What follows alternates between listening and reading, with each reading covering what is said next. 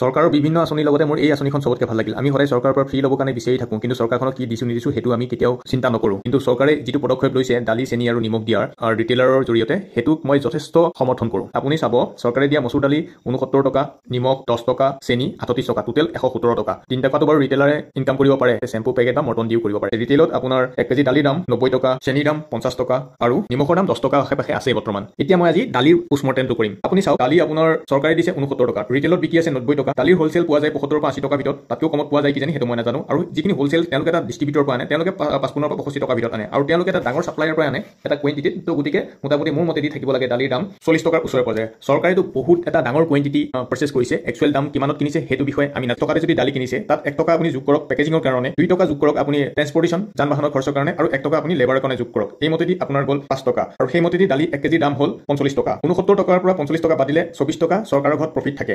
টেক্সৰ কথাখিনি নাজানো। এতিয়া 24 টকা যদি চৰকাৰৰ পকেটত থাকে, চেনি আৰু নিমখৰ পোষ্টমৰ্টেমটো কৰি ল'ব। কিন্তু ইয়াত চবতকৈ ডাঙৰ মাৰ্কেটিং ষ্ট্ৰেটাজিটো হৈ গ'ল কি জানেনে? ইয়াত মাননীয় মুখ্যমন্ত্ৰীৰ ফটো আৰু দেশৰ প্ৰধানমন্ত্ৰীৰ ফটো, নৰেন্দ্ৰ মোদী ডাঙৰীয়াৰ ফটো দুইখনে আছে। গতিকে সেইটো হ'ল এটা মাৰ্কেটিং। আৰু সেই মাৰ্কেটিংটি যদি তেওঁলোকে অনলাইন কৰি ল'বলৈ যায়, ক'ৰবাত পোষ্টাৰ বেনাৰ লগাই, তাত বহুতখিনি খৰচা হ'ব। অৰ্থাৎ সেই খৰচাটো ইয়াৰ পৰা তেওঁলোকৰ ৰাহি হৈছে। সেই খৰচাটো কিমান হ'ব সেইটো আপোনালোকে ভালকৈ জানে। এটা নিউজ চেনেল, টিভি চেনেলক বহুত টকা দিব লাগে এটা এডভাৰটাইজ পাব্লিছ কৰিবৰ কাৰণে, তেওঁলোকৰ মুখখন দেখাবৰ কাৰণে। এটা পেট্ৰল পাম্পত বহুত টকা দিব লাগে তেওঁলোকৰ এখন পোষ্টাৰ, তেওঁলোকৰ ছবি সম্বলিত এখন পোষ্টাৰ দেখুৱাবৰ কাৰণে।